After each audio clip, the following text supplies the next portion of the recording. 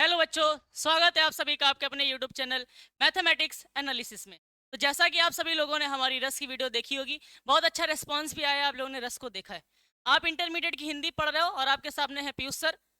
और हम लोग साहित्यिक हिंदी और सामान्य हिंदी दोनों को कवर कर रहे हैं। ओके, तो सामान्य हिंदी और साहित्यिक हिंदी दोनों को कवर करने के लिए आप लोगों को यहाँ पर बने रहना होगा, और अगर चैनल को सब्सक्राइब नहीं किया है तो चैनल को सब्सक्राइब करना होगा। आइए, आज हम लोग रस के बाद, जैसा हमने आपको बताया था रस 2 नंबर का आता है, उसी प्रकार हमारा अलंकार भी 2 नंबर का आता है। रस के बाद अब हम लोग पढ़ने जा रहे हैं अलंकार, क्योंकि मैंने कहा था कमेंट बॉक्स में बताइएगा कौन सी वीडियो चाहिए, तो अलंकार बच्चों ने बोला है, तो अलंकार की वीडियो आएगी। 2 नंबर का हमारा अलंकार भी आता है पेपर में, और 2 ही नंबर का हमारा पेपर में आता है रस। हमने आपको बताया था 2 ही नंबर का हमारे पेपर में क्या आता है, रस आता है। तो अलंकार भी 2 नंबर का आता है और रस भी कितने नंबर का आता है, 2 नंबर का आता है। अलंकार सामान्य हिंदी का बच्चा हो या साहित्यिक हिंदी का बच्चा हो, कक्षा 12 का बच्चा हो और चाहे कक्षा 10 का बच्चा हो, दोनों प्रकार के बच्चे इस वीडियो को देख सकते हैं, क्योंकि सबके में ये यूज होने वाला है। क्लास 9th के पेपर में भी ये यूज होने वाला है, 11th में भी ये यूज होने वाला है। ओके मेरे प्यारे बच्चों, तो आइए चलते हैं अलंकार को समझते हैं। अलंकार है क्या, सबसे पहले किसी भी टॉपिक को पढ़ेंगे तो उसमें मेरे प्यारे बच्चों जानेंगे उसका अर्थ। अलंकार का अर्थ क्या है? अलंकार मिलकर बना हुआ अलंग प्लस कार से। अलंकार 2 शब्दों से मिलकर बना हुआ है, अलंग प्लस कार। अलंक का मतलब होता है, अलंक का मतलब होता है सुशोभित करना, सजाना, शोभा बढ़ाना। और कार का मतलब होता है करने वाला। कार का मतलब क्या होता है, करने वाला, अर्थात जो शोभा को बढ़ाता है, अर्थात जो सुशोभित करता है, अर्थात जो शोभा को बढ़ाता है, सुशोभित करता है, उसको सुंदरता प्रदान करता है, वही कौन होता है, अलंकार होता है। वही कौन होता है मेरे प्यारे बच्चों, अलंकार होता है। तो अलंकार क्या होता है, जो सुशोभित करने का काम करता है। किसको? हिंदी में जो कविताएं होती हैं, जो काव्य होता है, उसको सुशोभित करने का काम कौन करता है, अलंकार करता है। देखिए यहाँ लिखा हुआ अलंकार शब्द अलंग और कार से मिलकर बना है, जहां अलंग का अर्थ है सजावट या शोभा और कार का अर्थ है करने वाला। तो जो किसी काव्य की, किसी कविता की शोभा को बढ़ाता है, वही क्या कहलाता है, अलंकार कहलाता है। मेरे प्यारे बच्चों, जिस प्रकार मनुष्यों की शोभा बढ़ती है गहनों से, उसी प्रकार मेरे प्यारे बच्चों कविताओं की शोभा बढ़ती है अलंकार से। तो अलंकार क्या करता है, शोभा बढ़ाता है। क्या करता है भाई, शोभा बढ़ाता है। और मेरे प्यारे बच्चे एक बात और सुनो, जिस प्रकार लड़कों की शोभा बढ़ाता है फेयर हैंडसम, बस उसी प्रकार काव्य और कविताओं की शोभा कौन बढ़ाता है, अलंकार बढ़ाता है। ओके, देखो लिखा हुआ है काव्य या कविता की शोभा बढ़ाने वाले तत्वों को अलंकार कहते हैं। जिस प्रकार आभूषण पहनने से मनुष्य के शरीर की शोभा बढ़ती है, उसी प्रकार अलंकार के प्रयोग से किसी काव्य या कविता की भी क्या बढ़ती है, शोभा बढ़ती है। सबसे पहले अलंकार को हम लोग पढ़ रहे हैं, तो अलंकार को जानना होगा कितने टाइप्स हैं अलंकार के। अलंकार के कितने भेद हैं, पेपर में क्वेश्चन पूछा जाता है। अलंकार के 3 भेद है। सबसे प्यारे मेरे प्यारे प्यारे बच्चों, जो क्लास 10th के बच्चे वो ध्यान रखेंगे, आपके में एमसीक्यू क्वेश्चन आता है। अलंकार के कितने भेद होते हैं, अलंकार के 3 भेद होते हैं। कितने भेद होते हैं, 3 भेद होते हैं। कौन कौन से अभी आपको आगे बताऊंगा, लेकिन यहाँ पे लिखा हुआ हम आपके सामने लिख दे रहे हैं। शब्द अलंकार, दूसरा अर्थालंकार, और तीसरा उभयालंकार। तो अलंकार के मेरे प्यारे बच्चों कितने भेद होते हैं, सही बच्चे बोलेंगे? 3 भेद होते हैं। कौन कौन सा, शब्दालंकार, अर्थालंकार और उभयालंकार। जो हमारे क्लास 12th के बच्चे हैं उनके में सिर्फ 2 ही सिलेबस में है, अर्थालंकार और शब्दालंकार। बोले तो शब्दालंकार और अर्थालंकार, यही 2 आप लोगों को पढ़ना है। ठीक है मेरे प्यारे बच्चों, तो ये 2 अलंकार आप लोगों को समझना होगा। उभयालंकार हमारे सिलेबस में नहीं है। आइए चलते हैं, एक एक करके जानेंगे शब्दालंकार क्या होता है, अर्थालंकार क्या होता है और उभयालंकार क्या होता है। कोई पूछे अलंकार के कितने भेद होते हैं, सही बच्चे क्या बोलेंगे, 3। कौन कौन से, शब्दा, अर्था और उभया। देखो कैसे पता करेंगे, देखो शब्द अलंकार क्या होता है। सबसे पहले अलंकार क्या होता है, जो किसी काव्य की शोभा बढ़ाता है। और उस काव्य की शोभा अगर शब्दों से बढ़ाई जा रही हो, अगर किसी काव्य की शोभा किसी शब्दों से बढ़ाई जा रही हो, आगे चल के बहुत सारी चीज सिखाने वाला हूँ। शब्द अलंकार कितने होते हैं उसमें देखना, शब्दों से बढ़ाई जा रही होगी। किसी काव्य की शोभा जब शब्दों से बढ़ाई जाती है, तो वहां पर मेरे प्यारे बच्चों कौन सा अलंकार होता है, शब्द अलंकार होता है। देखिए लिखिए, जहां शब्दों के प्रयोग से काव्य में चमत्कार या सौंदर्य उत्पन्न किया जाता है, वहां पर अर्थ शब्द अलंकार होता है। शब्द, शब्दों से जहां शोभा बढ़े, अर्थ जहां अर्थों से शोभा बढ़े। किसी भी काव्य की सुंदरता, सौंदर्यता अर्थ के माध्यम से बढ़ती है, वहां पर अर्थालंकार होता है। जहां शब्द के माध्यम से बढ़ती है, वहां शब्दालंकार होता है। और जहां अर्थों और शब्दों दोनों के माध्यम से बनती है मेरे प्यारे बच्चों, वहां पर उभय अलंकार होता है, जो कि हमारे सिलेबस में नहीं है। हमारे सिलेबस में दो ही है, शब्द अलंकार और अर्थ अलंकार। तो किसी भी काव्य की अर्थात कविता की, किसी कविता की शोभा जब शब्दों से बढ़े तो वहां शब्द अलंकार होता है, किसी काव्य की शोभा जब अर्थ से बढ़े तो वहां अर्थ अलंकार होता है। ओके, आइए चलते हैं। शब्द अलंकार के कुछ भेद होते हैं, अर्थ अलंकार के कुछ होते हैं। शब्द अलंकार और अर्थ अलंकार ही हमारे सिलेबस में, चाहे वो सामान्य हिंदी के बच्चा हो चाहे साहित्यिक हो, ये आपके पूरे अलंकार आपको पढ़ने हैं। लास्ट में वीडियो में मैं आपको बताऊंगा कौन से अलंकार इंपॉर्टेंट है जो पेपर में पूछे जाने वाले, गारंटी के साथ वही अलंकार पेपर में आएगा। वीडियो के लास्ट तक बने रहिएगा, बीच में मैं कहीं पे भी बताने वाला हूँ, ठीक है। शब्द अलंकार में तीन हमको पढ़ने हैं, कौन कौन से? एक तो अनुप्रास अलंकार पढ़ना है, यमक अलंकार पढ़ना है और श्लेष अलंकार पढ़ना है। शब्द अलंकार में तीन अलंकार पढ़ने हैं, कौन कौन सा? अनुप्रास अलंकार, यमक अलंकार और श्लेष अलंकार। और उसी प्रकार अर्थ अलंकार में हम लोगों को 6 अलंकार पढ़ने, कौन कौन से? सबसे पहले हम लोग पढ़ेंगे उपमा अलंकार, फिर रूपक अलंकार, फिर उत्प्रेक्षा अलंकार, फिर संदेह अलंकार, फिर हमारा पढ़ेंगे भ्रांतिमान अलंकार, उसके बाद अंत में पढ़ेंगे अतिशयोक्ति अलंकार। बच्चे पेपर में जब कभी इस तरीके का अलंकार पूछ लेगा ना, भ्रांतिमान अलंकार के लक्षण तथा उदाहरण लिखिए, आप कुछ नहीं कर पाओगे वहां पे। इस वजह से वीडियो को लास्ट तक देखिएगा, आप सारे अलंकार चुटकियों में याद कर लोगे, ये मेरी गारंटी है। और पेपर में किस तरीके से मैं ट्रिक अभी बताने वाला हूँ, लक्षण लिखने की, उदाहरण लिखने की, अभी आप लास्ट में देखिएगा, बहुत मजा आने वाली है, ठीक है। तो चलते हैं हम लोग। अर्थ अलंकार को तीन तरीके से पढ़ना है, मतलब सॉरी, शब्द अलंकार को तीन तरीके से पढ़ना है, कौन कौन सा? अनुप्रास पढ़ना है, यमक पढ़ना है और श्लेष पढ़ना है। अर्थ में 6 पढ़ेंगे हम लोग, कौन कौन से? उपमा, रूपक, उत्प्रेक्षा, संदेह, भ्रांतिमान और अतिशयोक्ति। आइए चलते एक एक करके हम लोग यहाँ पे क्लियर करेंगे। तो सबसे पहले हम लोग पढ़ने जा रहे हैं शब्द अलंकार। सबसे पहले हम लोग एक अलंकार पढ़ने जा रहे हैं जिसका नाम है शब्द अलंकार। और शब्द अलंकार में सबसे पहला जो अलंकार हम लोग पढ़ेंगे वो पढ़ेंगे हम लोग अनुप्रास अलंकार। बेटा, अनुप्रास का अर्थ क्या होता है? अनुप्रास का अर्थ होता है दोहराना। अनुप्रास का अर्थ क्या होता है? दोहराना, रिपीट करना। उसको ही हम लोग क्या कहते हैं? अनुप्रास अलंकार कहते हैं। क्या कहते हैं मेरे प्यारे बच्चों? अनुप्रास अलंकार कहते हैं। अनुप्रास अलंकार नहीं, अनुप्रास कहते हैं। अनुप्रास का मतलब होता है दोहराना। लेकिन दोहराना क्या? पढ़ाने से पहले मैं आपको एक चीज बताना चाहता हूं मेरे प्यारे बच्चों, आपके इंटरमीडिएट के पेपर में परिभाषा नहीं लक्षण पूछा जाता है। लक्षण अलंकार में पूछा जाएगा, परिभाषा हमारे पेपर में नहीं आती है। 2 नंबर का क्वेश्चन आएगा, इसमें पूछा जाएगा कि यमक अलंकार की लक्षण तथा उदाहरण लिखिए। 1 नंबर लक्षण का मिलता है और 1 नंबर उदाहरण का मिलता है। लक्षण होता क्या है और परिभाषा क्या होती है, इसके बारे में हमने आपको रस में बताया था। जैसे कि हास्य रस की परिभाषा क्या होती है? परिभाषा, परिभाषा होती है जब किसी व्यक्ति, वस्तु, रंग, रूप, आकार, वेशभूषा को देखकर हमारे हृदय में जो हास्य नामक स्थायी भाव की उत्पत्ति होती है, वहां हास्य रस होता है। ये परिभाषा है। लक्षण क्या है बताए थे कि नहीं बताए थे? हास्य नामक स्थायी भाव जब विभाव, अनुभाव तथा संचारी भाव से संयोग करता है तो वहां हास रस की निष्पत्ति होती है। ये लक्षण है, वो परिभाषा थी। हम लोगों के पेपर में लक्षण लिखने के लिए आते हैं, इस वजह से हमने यहाँ पे जो कुछ लिखा है लक्षण लिखा है। तो ध्यान रखिएगा, जैसे यहाँ परिभाषा हेडिंग डाली तो है लेकिन ये है लक्षण, ठीक है। तो ध्यान रखिएगा। तो लक्षण क्या होता है? अनुप्रास अलंकार होता क्या? देखो मेरे प्यारे बच्चे, सबसे पहले 2 चीजें जाननी है। इंग्लिश में आप लोगों ने लेटर्स पढ़े, लेटर्स 26 होते हैं, जिसमें से 5 वॉवेल होते हैं और 21 क्या होते हैं? कॉन्सोनेंट होते हैं। इसी तरीके से हिंदी में हमारे जो वर्ण होते हैं वो टोटल अक्षर, वो कितने होते हैं? टोटल 52, 52 होते हैं, जिसमें से कुछ स्वर होते हैं, कुछ स्वर होते हैं और कुछ व्यंजन होते हैं। कुछ स्वर होते हैं और कुछ व्यंजन होते हैं। स्वर क्या होते हैं और व्यंजन क्या होते हैं वो आपको पता होगा। छोटा, बड़ा, छोटी, बड़ी, छोटा ऊ, बड़ा ऊ, ए ओ अंगा, ये सब क्या है? स्वर है।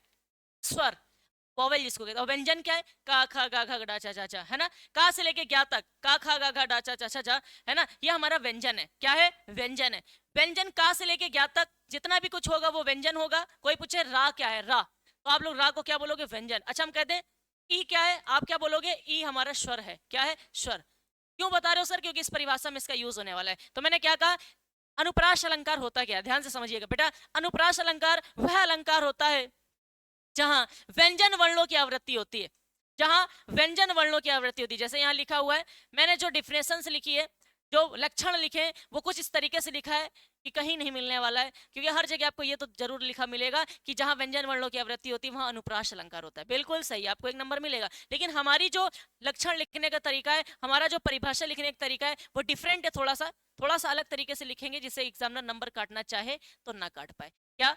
अनुप्रास अलंकार वह अलंकार है जिसमें किसी काव्य या वाक्य में एक व्यंजन वर्ण की आवृत्ति एक से अधिक बार होती है, एक से अधिक बार होती है, जिसके कारण किसी काव्य में सुंदरता और मधुरता उत्पन्न होती है, वही अलंकार हमारा अनुप्रास अलंकार होता है। अनुप्रास अलंकार को आप ऐसे भी लिख सकते हो, एक ऐसा अलंकार जहां व्यंजन वर्णों की एक या एक से अधिक बार आवृत्ति होती है, वहां अनुप्रास अलंकार होता है। ठीक है, अच्छा है, सब लोग लिखेंगे। कुछ अलग करना है, ऐसे लिखेंगे क्या, एक ऐसा अलंकार जहां व्यंजन वर्णों की आवृत्ति एक या एक से अधिक बार होती है, अनुप्रास अलंकार क्या लिखोगे, एक ऐसा अलंकार जहां किसी काव्य या वाक्य में व्यंजन वर्णों की आवृत्ति एक या एक से अधिक बार होती है, वहां अनुप्रास अलंकार होता है। ठीक है, ध्यान रखिएगा। और ये सब जैसा मैंने लिखा है ना, ऐसा ही लिखेंगे। सबसे पहले अर्थ लिखेंगे, उसके बाद लक्षण लिखेंगे। लक्षण ऐसे लिखना है, अनुप्रास अलंकार वह अलंकार होता है जहां किसी काव्य या वाक्य की शोभा बढ़ाने के लिए, जहां किसी काव्य या वाक्य में व्यंजन वर्णों की आवृत्ति एक से अधिक बार होती है, जिससे किसी काव्य की शोभा या सुंदरता बढ़ती है, वहां अनुप्रास अलंकार होता है। सिंपल है। अगर आप बहुत सिंपल पता करना चाहते हो तो सिंपल से ये लिखेंगे, जहां व्यंजन वर्णों की आवृत्ति एक या एक अधिक बार होती है, वहां अनुप्रास अलंकार होता है। सर ये है क्या व्यंजन वर्ण? बेटा कोई भी व्यंजन, व्यंजन मैंने अभी आपको क्या बताया, का खा गा घा डा चा छा झा झा झा या, ये सारा का सारा व्यंजन है, ये व्यंजन है। और जहां व्यंजन बार बार आए, कोई एक व्यंजन एक या एक से अधिक बार आए, वहां पर अनुप्रास अलंकार होगा। उदाहरण देखो, जैसे कि लिखा हुआ है रघुपति राघव राजा राम। अगर आप यहाँ पे एक बात देखोगे तो आपको एक चीज कॉमन दिखाई देगी, रा रा रा रा। ये रा है क्या, रा स्वर है कि व्यंजन है? व्यंजन है। और ये व्यंजन कितनी बार आया है? एक से अधिक बार आया है कि नहीं आया? हाँ सर आया है। कितनी बार आया? एक दो तीन चार, चार बार आया। तो जहां पर कोई भी व्यंजन एक या एक से अधिक बार आता है, तो वहां पर अनुप्रास अलंकार होता है मेरे प्यारे बच्चों। कौन सा अलंकार होता है? अनुप्रास अलंकार होता है। ध्यान रखोगे, डन, पक्का। अनुप्रास अलंकार कैसे लिखोगे? सबसे पहले अर्थ लिखेंगे। अनुप्रास का अर्थ होता है दोहराना। अनुप्रास अलंकार वह अलंकार है जहां किसी काव्य या वाक्य में व्यंजन वर्णों की आवृत्ति एक या एक से अधिक बार होती है, जिसके कारण किसी काव्य में या वाक्य में सुंदरता और मधुरता बढ़ती है, वहां अनुप्रास अलंकार होता है। एग्जाम्पल मैंने बहुत सारे लिए, अभी आपके सामने ये लिखा हुआ है, रघुपति राघव राजा राम। रघुपति राघव राजा राम, यहाँ रा रा रा रा एक से अधिक बार आया है। और ये रा है क्या? रा व्यंजन है। का से लेकर ज्ञात तक जितना भी ये सब क्या है? व्यंजन है। छोटा बड़ा, छोटी बड़ी, छोटा ऊ बड़ा ऊ, ये सब क्या है? स्वर है। तो जहां व्यंजन वर्णों की आवृत्ति होती है, वहां क्या होता है? क्या होता है? अनुप्रास अलंकार होता है। और ये भी लिखना है पेपर में जाके, पूरे नंबर चाहिए तो, ठीक है? नंबर मिलेंगे दो में दो, तब लिखेंगे। आप इस तरीके से लिखना, यहाँ लिख देना, यहाँ पे रा वर्ण की आवृत्ति एक से अधिक बार हो रही है, इसलिए इस उदाहरण में अनुप्रास अलंकार होगा। ओके, चलो कुछ बच्चों के लिए और एग्जांपल लेके आए। जैसे कि कुछ बच्चों को ये वाला ना याद हो तो ये याद कर लीजिएगा। क्या अन्य उदाहरण? चारु चंद्र की चंचल किरणें खेल रही थी जल थल में। चारु चंद्र की चंचल किरणें खेल रही थी जल थल में। कैसे? चारु चंद्र की चंचल किरणें खेल रही थी जल थल में। याद हो जाएगा कि नहीं हो जाएगा?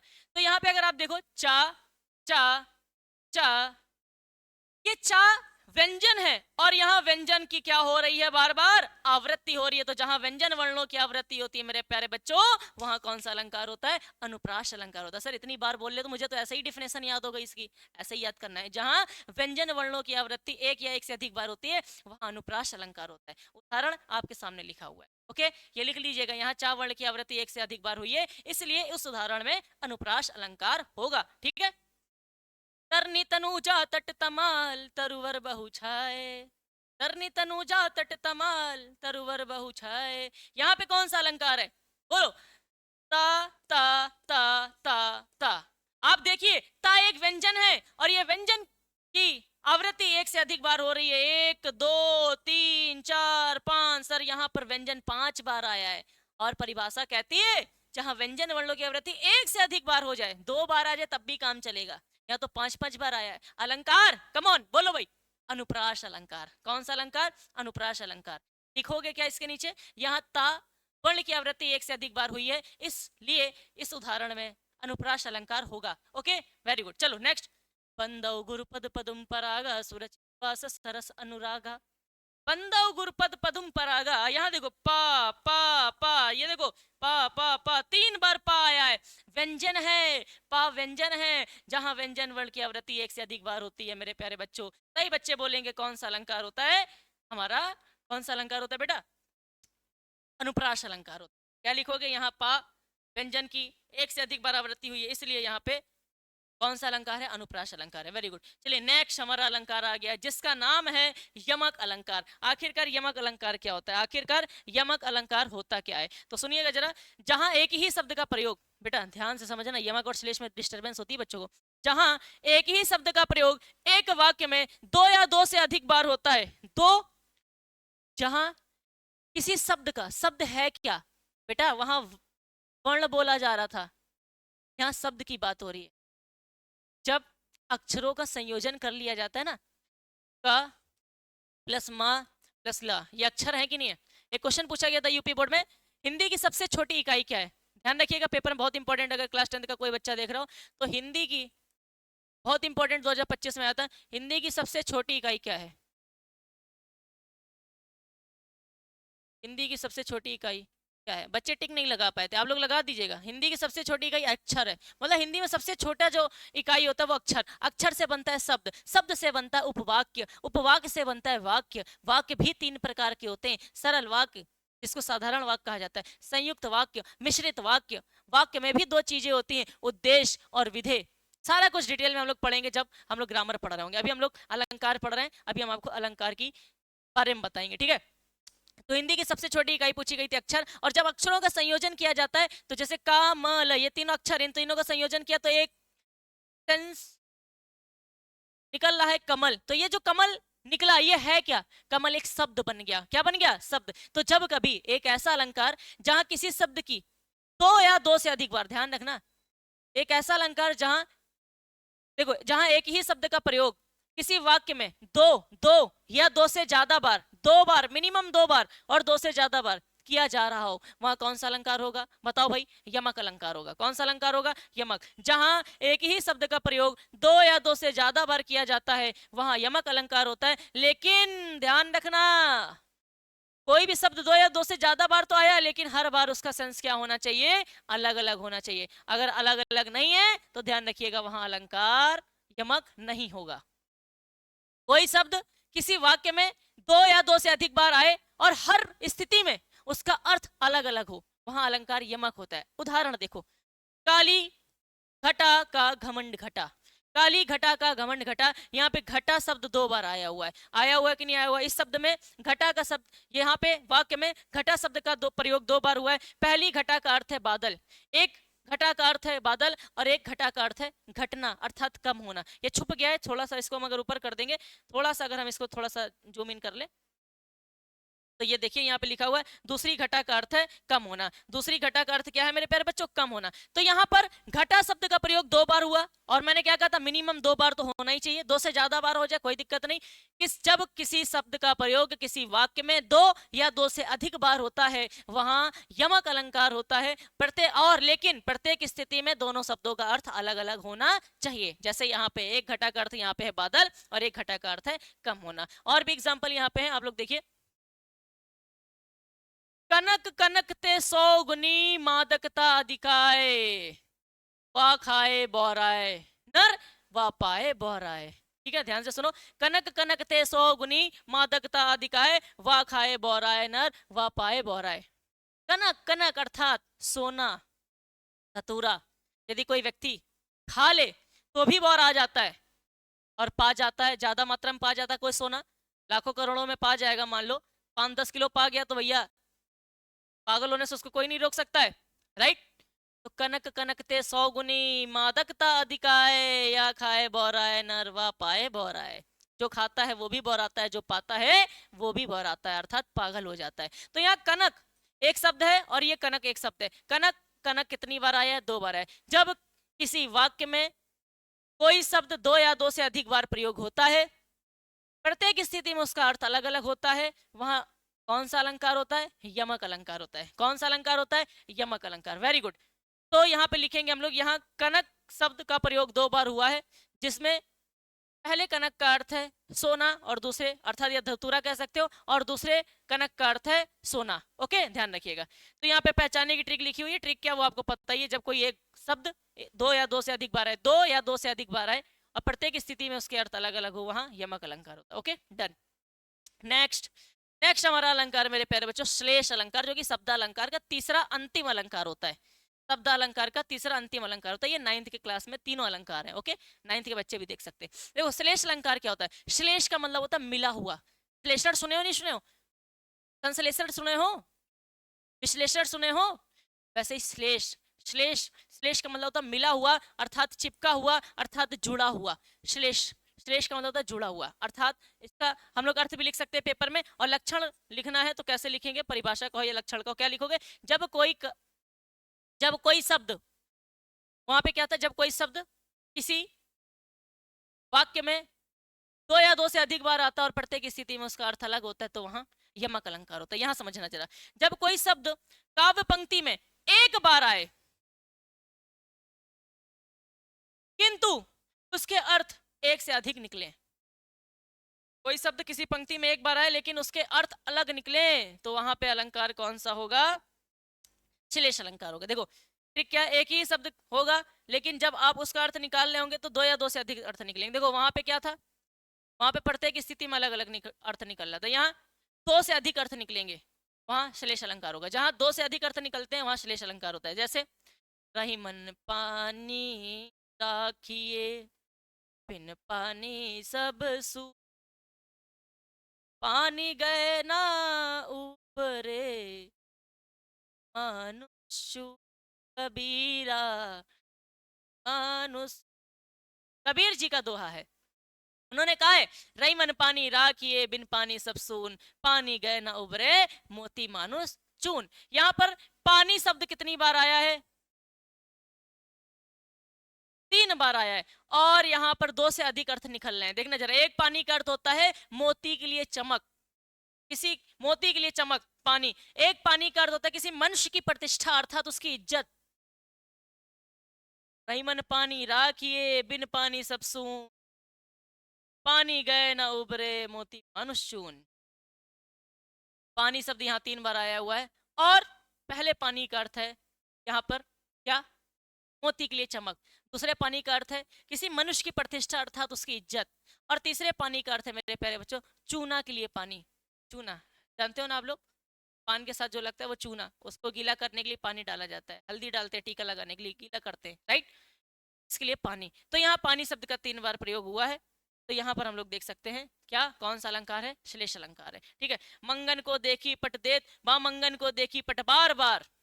इस पंक्ति में पट शब्द जो है ये कितनी बार आया हुआ है? 2 बार आया हुआ है। और इसके अर्थ अलग अलग है। एक पट का अर्थ होता है मेरे प्यारे बच्चों वस्त्र, और एक पट का मतलब होता है दरवाजा। ओके, तो यहाँ पर 2 अर्थ है। यहाँ पे कौन सा अलंकार होगा? श्लेष अलंकार होगा। ठीक है, डन। आइए चलते हैं हम लोग अपने अर्थालंकार की तरफ। और अर्थालंकार में 6 अलंकार पढ़ने मेरे प्यारे बच्चों, और इंपॉर्टेंट कौन सा वो अभी हम आपको लास्ट में बताएंगे। ओके, 6 अलंकार पढ़ लें। पहला अलंकार कौन सा है? पहला अलंकार उपमा अलंकार, दूसरा रूपक, तीसरा उत्प्रेक्षा, चौथा संदेह, पांचवा भ्रातिमान, और छठा, छठा बोलो भाई, छठा कौन सा है? अतिशयोक्ति अलंकार। आइए पहला अलंकार कवर करते हैं, उपमा अलंकार। उपमा अलंकार में सबसे पहले पढ़ने से पहले आपको पता होना चाहिए, देखो किसी भी अर्थालंकार को पढ़ेंगे तो वहां 2 शब्दों को तो याद रखना है। एक याद रखना उपमेय, और एक आपको याद रखना उपमान। एक उपमेय और एक उपमान। देखो उपमान वो होता है जिसकी तुलना की जा रही होती है।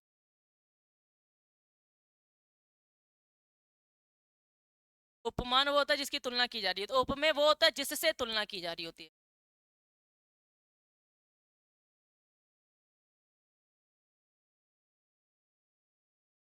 उपमान वो होता है जिसकी तुलना की जा रही होती है। उपमेय वो होता है जिससे तुलना की जा रही होती है। ठीक है, ध्यान रखना। अर्थालंकार पढ़ने के लिए 2 शब्द तो आपको ध्यान रखना ही रखना है, एक उपमेय और एक उपमान। आप सारे अलंकार की डेफिनेशन याद कर लो।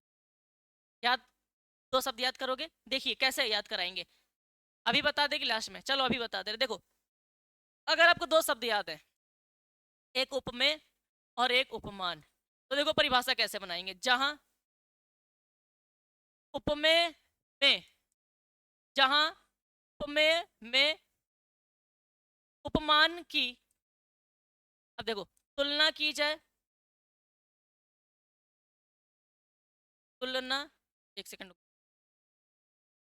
तुलना की जाए या समानता बताई जाए।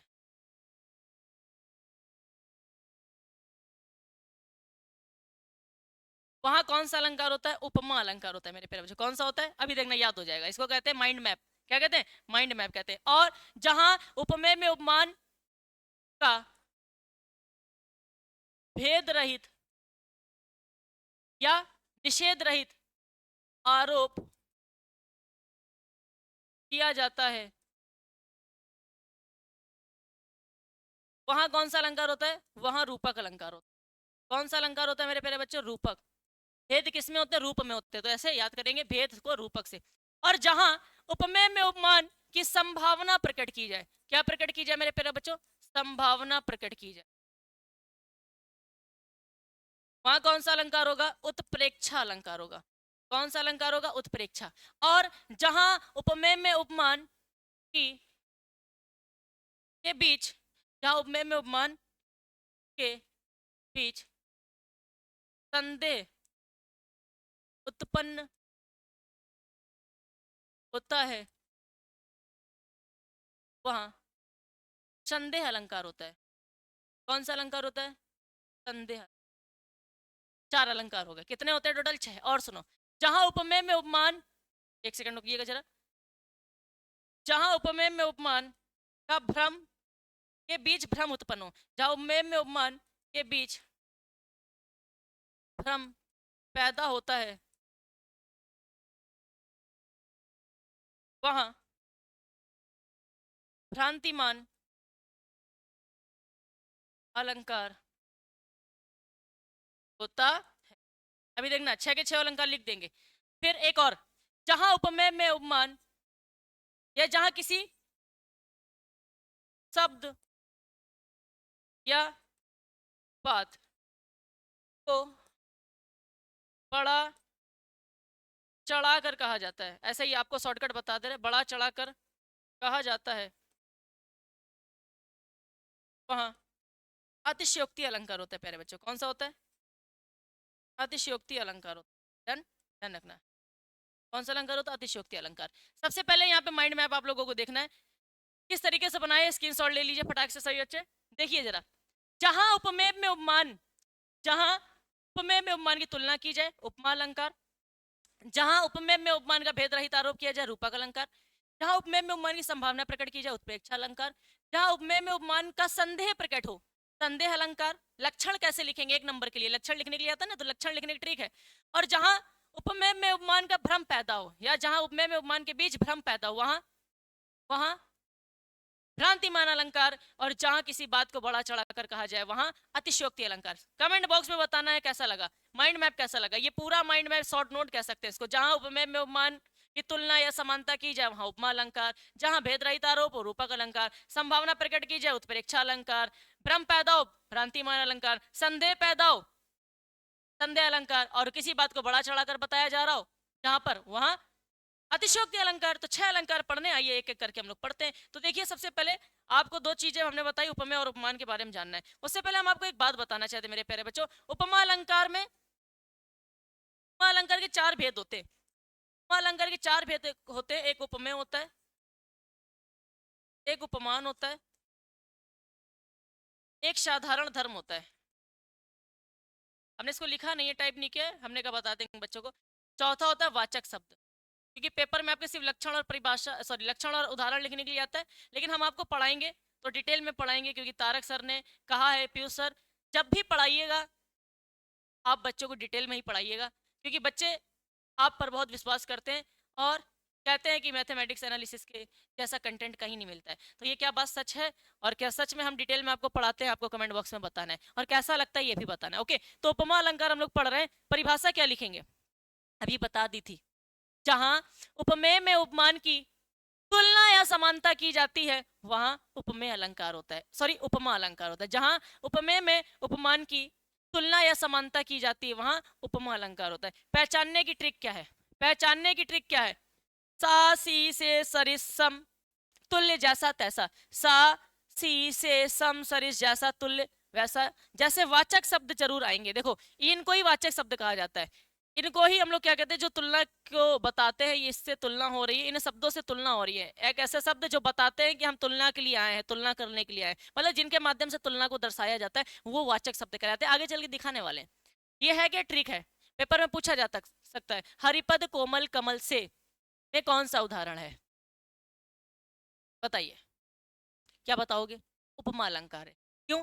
हरिपद कोमल कमल से लगा हुआ है सर, जहां से आ जाएगा वहां कौन सा अलंकार होगा? उपमा।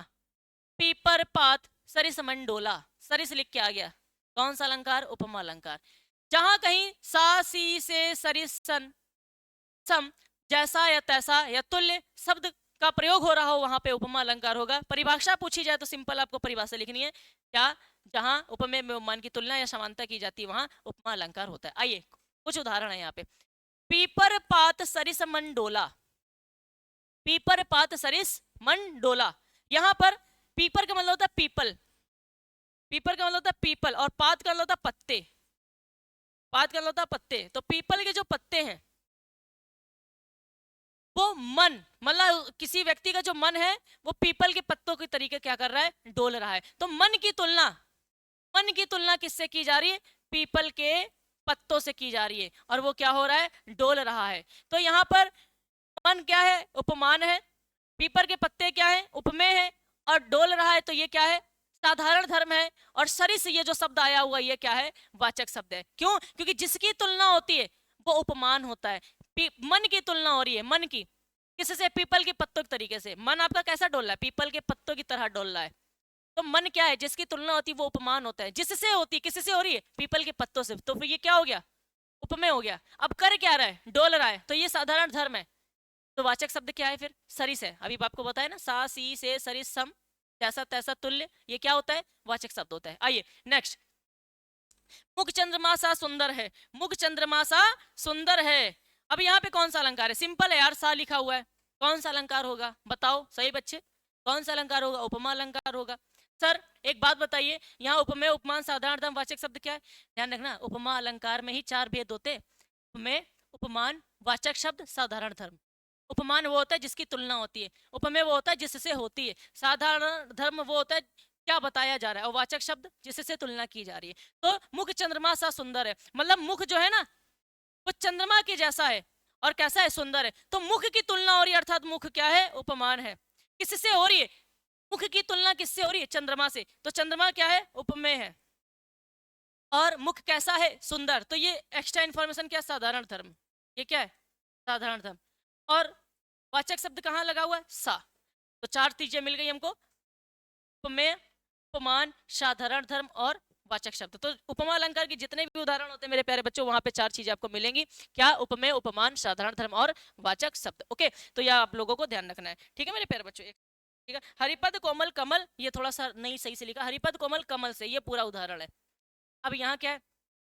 यहाँ पे भी उपमा अलंकार है। पहली बात तो से लिखा हुआ है। दूसरा, 4 चीज ढूंढ के बताओ। कैसे ढूंढना है? कोई नहीं बताता बेटा इतने डिटेल में। उपमेय क्या है? उपमान क्या है? वाचक शब्द क्या है? साधारण धर्म क्या है? बताओगे? देखो, हरि मतलब श्री कृष्ण, श्री कृष्ण के पद का मतलब पैर, कैसे? कमल रूपी है। श्री कृष्ण के पैर कैसे हैं? कमल रूपी। पैरों की तुलना कमल से हो रही है। पैर जिसकी तुलना हो रही है वो उपमेय है, जिससे हो रही है, सॉरी, जिस हाँ जिसकी तुलना हो रही है वो उपमान है, जिससे हो रही है वो उपमेय है। और कैसे? कोमल के जैसे, अर्थात साधारण धर्म है। और से क्या है? वाचक शब्द है। तो उपमा अलंकार के कितने भेद होते हैं? 4 होते हैं, उपमेय उपमान साधारण धर्म और वाचक शब्द। क्लियर है? क्लियर है? क्या लिखोगे? लक्षण क्या लिखोगे मेरे प्यारे बच्चों? जहां उपमेय में उपमान की समानता या तुलना की जाती है वहां पर उपमेय अलंकार होता है। Okay done. नेक्स्ट देखो, नेक्स्ट हमारा रूपक अलंकार बड़ा सिंपल है, बताया था ना। जहां उपमेय में उपमान का भेद रहित या निषेध रहित आरोप प्रकट किया जाता है, जहां उपमेय में उपमान की भेद रहित आरोप प्रकट किया जाता है या निषेध रहित आरोप प्रकट किया जाता है, वहां कौन सा अलंकार होता है? रूपक अलंकार होता है। इसकी ट्रिक क्या है? ऐसे क्वेश्चंस की ट्रिक क्या है? यहाँ पर योजक चिन्ह लिख के आता है। बेटा क्या लिख के आता है? योजक चिन्ह, मतलब 2 शब्दों के बीच में योजक चिन्ह आएगा। योजक चिन्ह का मतलब ये डैश का साइन। जब कभी कोई रूपक अलंकार का उदाहरण होगा तो वहां पर 2 शब्दों के बीच में योजक चिन्ह जरूर लगा होगा। तो कभी पहचानने के लिए आ जाए ना क्लास 10th वालों, ध्यान रखना 2 शब्दों के बीच में जहाँ डैश का साइन लगाओ तो वहां रूपक अलंकार होगा। ठीक है, देखो 2 शब्दों के बीच में योजक चिन्ह आता है। उदाहरण देखिए, पायो जी मैंने राम रतन धन पायो जी मैंने राम रतन धन पायो। तो यहाँ पर राम और रतन ये दो शब्द हैं, और जब दो शब्दों के बीच में योजक चिन्ह आता है तो वहां पर हमारा कौन सा अलंकार होता है मेरे प्यारे बच्चों? सही बच्चे बोलेंगे वहां पर हमारा रूपक अलंकार होता है। सर योजक चिन्ह है क्या? ये डैश का साइन हमारा योजक चिन्ह कहलाता है। ठीक है, ससीमुख पर घूंघट डाले अंचल में दीप छिपाए। ससीमुख ससीमुख दो शब्द हैं, इन दो शब्दों के बीच में क्या आया हुआ है? योजक चिन्ह आया हुआ है। जब कभी दो शब्दों के बीच में योजक चिन्ह आए वहां रूपक अलंकार होता है। इंटर वालों को तो सिर्फ लक्षण लिखना है, एक उदाहरण लिखना है, लिख देना। चरण कमल बंदो हरि राई, बहुत ही याद है। पायो जी मैंने राम रतन धन पायो, मुनि पद कमल बंदी देऊ भ्राता। ठीक है, मुनि पद कमल बंदी देऊ भ्राता, कमल पद के बीच में योजक चिन्ह है, कौन सा अलंकार? रूपक। आपको एक ही उदाहरण याद करना है इंटर वालों, कुछ भी याद कर लेना यार। मन सागर मनसा लहरी बूढ़े बहे अनेक, सबके बीच में डैश लगा हुआ है, कौन सा अलंकार होगा? बोलो भाई कौन सा अलंकार होगा? सही बच्चे बोलिए कौन सा अलंकार होगा? रूपक अलंकार। डन। कोई एक उदाहरण याद कर लेना। चरण कमल बंदो हरिराई बहुत इंपॉर्टेंट है। दो शब्दों के बीच में यहाँ पे भी योजक चिन्ह आया हुआ है, एक तो चरण और कमल के बीच में योजक चिन्ह आया हुआ है, यहाँ पे भी कौन सा अलंकार है? रूपक अलंकार। तो रूपक अलंकार अगर पेपर में पूछा जाएगा क्या लिखोगे? जहाँ उपमेय में उपमान का भेद रहित या निषेध रहित आरोप प्रकट किया जाता है वहां उपमेय रूपक अलंकार होता है। कारण कुछ भी लिख देना बेटा। चरण कमल बंदो हरिराई, पायो जी मैंने राम रतन धन पायो, मुनिपद कमल बंदी दो भ्राता, कुछ भी लिख देना। मन सागर मनसा लहरी बूढ़े बहे बहे अनेक। ठीक है, कुछ भी लिख सकते हो। आइए नेक्स्ट एग्जांपल हमारा, नेक्स्ट हमारा अलंकार है उत्प्रेक्षा अलंकार, और बहुत इंपॉर्टेंट अलंकार है, मतलब कह सकते हैं सबसे ज्यादा इंपॉर्टेंट उत्प्रेक्षा ही है।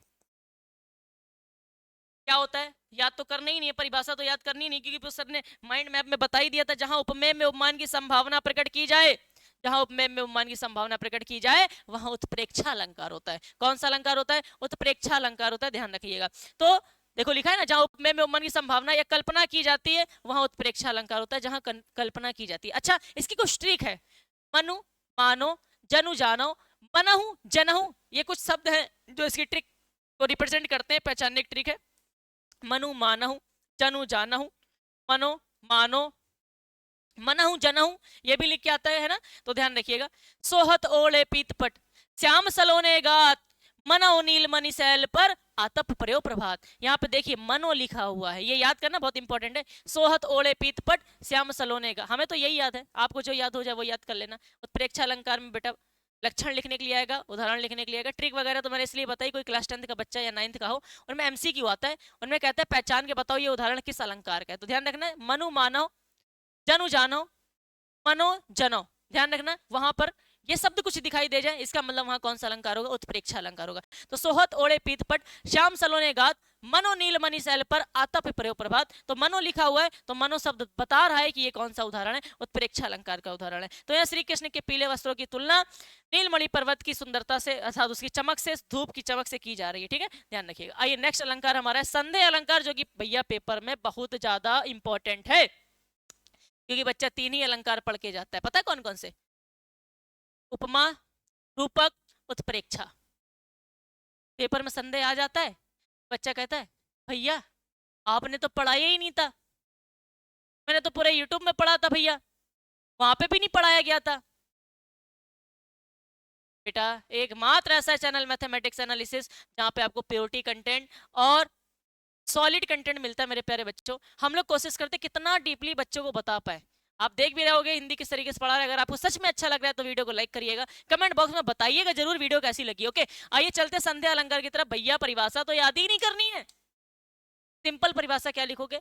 जहां उपमेय में उपमान का के बीच संदेह उत्पन्न होता है वहां संदेह अलंकार होता है। आइए देखते हैं यहाँ क्या लिखा हुआ है। संदेह अलंकार वह अलंकार है जिसमें किसी वस्तु को उसके रूप, रंग या गुण की समानता के कारण देखकर यह निश्चित नहीं हो पाता आखिरकार वह है क्या। तो वहां पे कौन सा अलंकार होता है? संदेह अलंकार होता है। ये तो हमने परिभाषा लिख दिया, आप लिखोगे क्या लक्षण में? जहां उपमेय में उपमान के बीच संदेह उत्पन्न होता है वहां पर संदेह अलंकार होता है। या किसी व्यक्ति वस्तु के रंग रूप आकार को देखकर हम ये नहीं समझ पाते हैं कि वह वस्तु है क्या, वहां पे संदेह अलंकार होता है। जैसे रास्ते में कभी कभार हम लोग जाते हैं और काला कलर का डंडा दिखाई दे जाता है, उस पर हो सकता है किसी ने पेंट किया हो व्हाइट व्हाइट कलर का, हमको लगता है ये सांप है, हम देखते हो डर जाते हैं, सांप है, अरे सांप है, तो हम लोग क्या करते हैं? दूर भागने लगते हैं। इन पास में लोग कहते हैं, जो पास वाले खड़े होते हैं, कहते हैं अरे ये सांप नहीं है, डंडा है। हम लोग अरे यार डंडा है, संदेह पैदा हुआ। एक ऐसा अलंकार जहां संदेह पैदा होता है, वहां पर हमारे प्यारे बच्चों कौन सा अलंकार होता है? संदेह अलंकार होता है। कौन सा अलंकार होता है? संदेह। और एक ऐसा उदाहरण आपके लिए लिख के आए ना मेरे प्यारे बच्चों, जिसमें आपको मजा आ जाएगी, बहुत इंपॉर्टेंट है पेपर के लिए, बहुत इंपॉर्टेंट है। देखिए कौन सा, सारी बीच नारी है कि नारी बीच सारी है कि सारी ही की नारी है कि नारी ही की सारी है। ध्यान से समझना, बड़ा अच्छा एग्जांपल है। संदेह अलंकार में पहले लिखोगे क्या? संदेह अलंकार वह अलंकार होता है जिसमें किसी वस्तु को उसके रंग या गुण की समानता के कारण पहचान पाना मुश्किल हो जाता है, वहां संदेह अलंकार होता है। जैसे कि उदाहरण में आप क्या लिखेंगे, सारी बीच नारी है कि नारी बीच सारी है कि सारी ही की नारी है कि नारी ही की सारी है। कुछ बच्चे कहते हैं सर गाना गा के सुनाइए, कुछ बच्चे कहते हैं। तो सारी बीच नारी है कि नारी बीच सारी है कि सारी ही की नारी है कि नारी ही की सारी है। सारी बीच नारी है कि नारी बीच सारी है कि सारी ही की नारी है कि नारी ही की सारी है। सारी मतलब साड़ी। जिस समय महाभारत में द्रौपदी का चीर हरण हो रहा था, वहां श्री कृष्ण क्या कर रहे थे? अपनी कृपा बरसाए हुए थे। उनकी साड़ी खत्म नहीं हो रही थी। वहां पर मौजूद कुछ दुष्ट प्रवृत्ति के लोग द्रौपदी का चीर हरण कर रहे थे। श्री कृष्ण ने कहा, श्री कृष्ण से द्रौपदी ने प्रार्थना की, हे प्रभु अब आप ही हमारा कल्याण कर सकते हो। श्री कृष्ण ने अपनी महिमा बरसाई और उनकी साड़ी खत्म नहीं हुई। वहां पे मौजूद सभा में मौजूद लोग ये पता नहीं लगा पा रहे थे कि साड़ी के बीच नारी है कि नारी के बीच साड़ी है कि सारी ही की नारी है कि नारी ही की सारी है। बहुत प्यारा सा हम लोगों ने यहाँ पे उदाहरण लिखा हुआ है, याद कर लीजिएगा। व्याख्या भी लेके आया हूं। द्रौपदी के चीर हरण के समय जब साड़ियों का ढेर लगने लगा, जब चीर हरण हो रहा था, तो वहां मौजूद जो सभा में लोग थे वो समझ नहीं पा रहे थे मेरे प्यारे बच्चे। वहां उपस्थित लोग ये तय नहीं कर पा रहे थे कि साड़ी के बीच नारी है या नारी के बीच साड़ी है। समझ ही नहीं आ रहा था कि साड़ी के बीच नारी है कि नारी के बीच साड़ी। इतनी साड़ी का ढेर लग गया था, कुछ नहीं समझ में आ रहा था। साड़ी बीच नारी है कि नारी बीच साड़ी है कि सारी ही की नारी है कि नारी ही की सारी है। ध्यान रखिएगा। ओके, ये एग्जाम्पल है, ये इसका व्याख्या है। आप चाहो तो पेपर में ये लिख सकते हो। वैसे पेपर में सिर्फ और सिर्फ लक्षण और उदाहरण लिखने के ही नंबर मिलते हैं, 2 नंबर बस। तो यहाँ पे क्या बना है? संशय बना हुआ है, संदेह बना हुआ है। वहां के लोग पता ही नहीं कर पा रहे हैं क्या साला जो है साड़ी के बीच नारी है कि नारी के बीच साड़ी है कि साड़ी ही की नारी है कि नारी ही की साड़ी है। समझे नहीं आ रहा है। जहां समझ नहीं आता है मेरे प्यारे बच्चों, जहां संशय पैदा होता है, वहां कौन सा अलंकार होता है? संदेह अलंकार होता है। कौन सा अलंकार होता है? संदेह अलंकार होता है। आइए चलते हैं नेक्स्ट अलंकार की तरफ। और हमारा नेक्स्ट अलंकार है मेरे प्यारे बच्चों भ्रांतिमान अलंकार। कौन सा अलंकार? भ्रांतिमान अलंकार। तो वह अलंकार जिसमें उपमेय, भैया याद करना ही नहीं, भैया ने याद करा दिया था, लेकिन फिर भी वह अलंकार जिसमें उपमेय उपमान का भ्रम उत्पन्न होता है, यही तो बताए थे। जहां संदेह उत्पन्न होता है वहां संदेह अलंकार, जहां संभावना प्रकट होती है वहां उत्प्रेक्षा अलंकार, जहां भेद रहित आरोप होता है या निषेध रहित आरोप होता है वहां रूपक अलंकार, जहां समानता या तुलना की जाती है वहां उपमा अलंकार। सिंपल है ना। तो वह अलंकार जिसमें उपमेय उपमान का भ्रम उत्पन्न हो जाता है, वहां कौन सा अलंकार होता है मेरे प्यारे बच्चों? भ्रांतिमान अलंकार होता है। अर्थात जब कोई वस्तु को देखकर हम उसे उसके समान गुणों या विशेषताओं वाले किसी अन्य के रूप में मान लेते हैं, तो वहां भ्रांतिमान अलंकार होता है। सिंपल सा आपको ये लिखना है, वह अलंकार जहां उपमेय में उपमान के बीच भ्रम पैदा हो जाता है वहां भ्रांतिमान अलंकार होता है। आप चाहो तो इसको भी लिख सकते हो। एग्जाम्पल क्या है? एग्जाम्पल है, नाक का मोती अधर की कांति से बीज दाड़ीन का समझकर भांति से देखकर सहसा हुआ सुख मौन है, सोचता है अनुसुख यह कौन है। यहाँ तोता, यहाँ तोता जो है ना, वो नाक में लगे हुए लाल मोती को पता है क्या समझ रहा है? अनार का दाना। उसको भ्रम है कहीं ये अनार का दाना तो नहीं है। हो जाता है क्या? तोता है ना, सुख को कहेंगे तोता। सुख को क्या कहेंगे? तोता। यहाँ तोता के भ्रम हो रहा है कि नाक में लगे हुए जो लाल मोती है ना, उसको ये लग रहा है ये अनार का दाना है। तो जहां पे भ्रम पैदा होता है वहां कौन सा अलंकार होता है मेरे प्यारे बच्चों? भ्रांतिमान अलंकार होता है। कौन सा उदाहरण होता है? भ्रांतिमान। उदाहरण देखो एक और, बिल विचार कर नाग सूंड में घुसने लगा विषैला सांप, काली ईंट समझकर विषधर को उठा लिया हाथी ने आप। हाथी ने सांप को काली ईंट समझकर क्या कर लिया भाई, दांतों में बीच में फंसाया और उठा लिया। उसे नहीं समझ में आया था ये सांप है, उसे तो लगा ये विष है, सॉरी क्या कहते हैं, ईख है, ईख, इसको हम लोग गन्ना कह सकते हैं, है ना, ईख।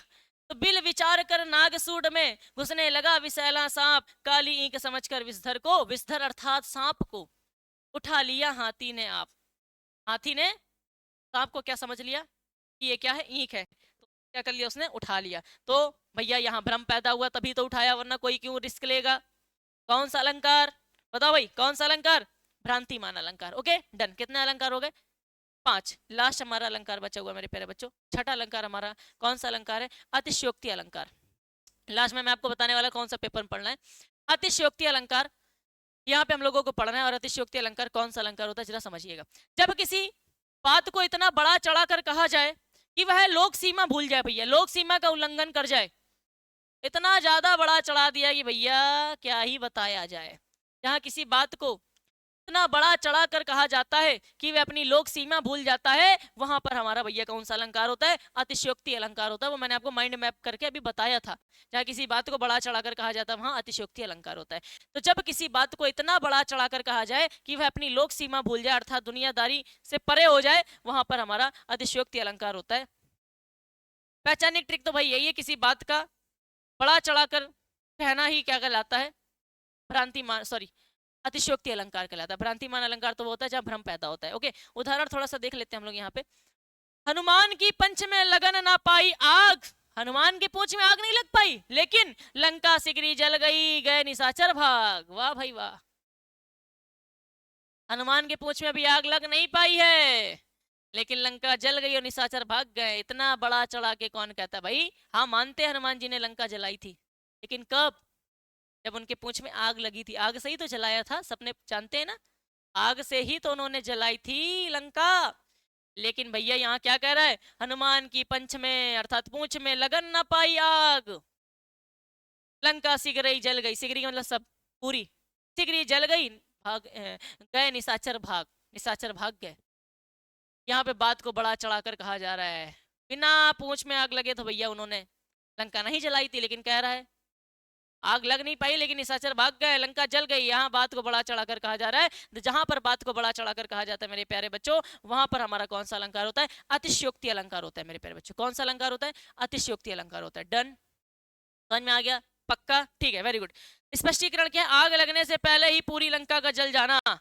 भैया आग लगी नहीं, लंका जल गई, बात को बड़ा चढ़ाकर कहा जा रहा है। कौन सा अलंकार, अतिशयोक्ति अलंकार। कौन सा अलंकार, अतिशयोक्ति अलंकार। तो यहाँ पे हमारे टोटल अलंकार खत्म हो चुके हैं और अब हमारी आ रही है मोस्ट इंपॉर्टेंट अलंकार की, कि आखिरकार पेपर में कौन सा अलंकार पूछा जाने वाला है।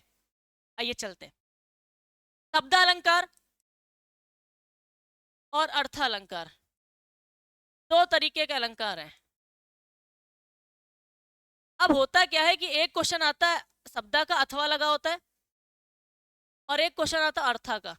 कहता है इनमें से, लिखा होता है ना, अनुप्रास तथा उत्प्रेक्षा के लक्षण तथा उदाहरण लिखिए। अथवा लग गया, इसका मतलब कि इसमें से कोई एक का करना है, इसमें से कोई एक का करना है। तो होता क्या है, एक शब्द का आता है और एक अर्था का आता है, इनमें से कोई एक करना होता है। अब बच्चे दिमाग लगाएंगे, कहेंगे सर इसमें तो तीन ही है, यही तीन कर लेते हैं, वो क्या करेंगे पढ़ के 6।